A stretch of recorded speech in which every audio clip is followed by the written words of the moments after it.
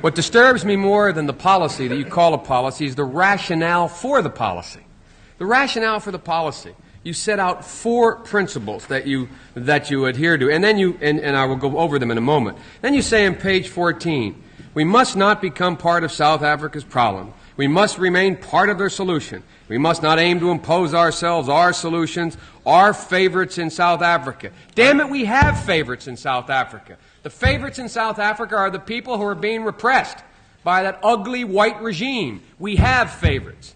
Our loyalty is not to South Africa, it's to South Africans.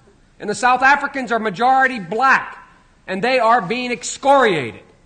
It is not to some stupid puppet government over there. It is not to the Afrikaners regime. We have no loyalty to them. We have no loyalty to South Africa, to South Africans. And the fact of the matter is I listen to this rationale first of all. It is the leaders of South Africa and their people, black and white, who have the majority responsibility. They must rise to it. Well, they are rising to it. They're rising to it. The only thing left available to them with that repulsive, repugnant regime of Afrikaners there. And it's the only way they have. They've tried everything for the last 20 years. They begged, they borrowed, they crawled, and now they're taking up arms. The second thing, progress toward peace requires a timetable. Timetable, elimination of apartheid. What's our timetable? What are we saying to that repugnant regime? These people are being crushed. And we're sitting here with the same kind of rhetoric.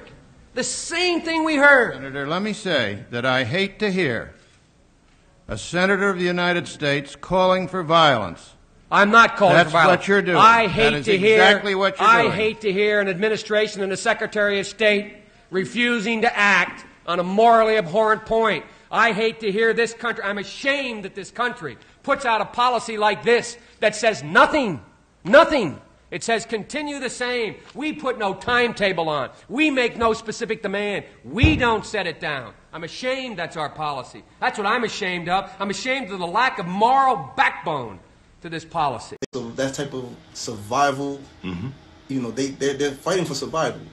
And black people need to understand, white people can never accept integration because it will lead to biological extermination. Now, let me say that one more time.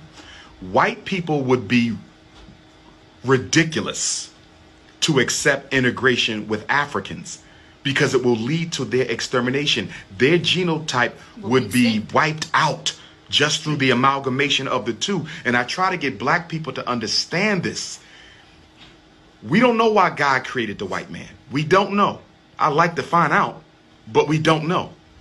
In order for him to protect himself, he must keep space between us and him. So in looking out for himself, you have to respect the fact that he wants to be alone, needs to be alone, and must be alone in order to survive. But because of black people's low self-esteem that the white man put in us, we cannot let him be. Wherever he lives, we want to live with him. Well, he has a daughter, we want to marry his daughter. We want to be white so bad, failing to realize he can't let you be, because if he let you in, it will lead to his end. Integration is suicide for white people, and we need to accept it and leave those people alone.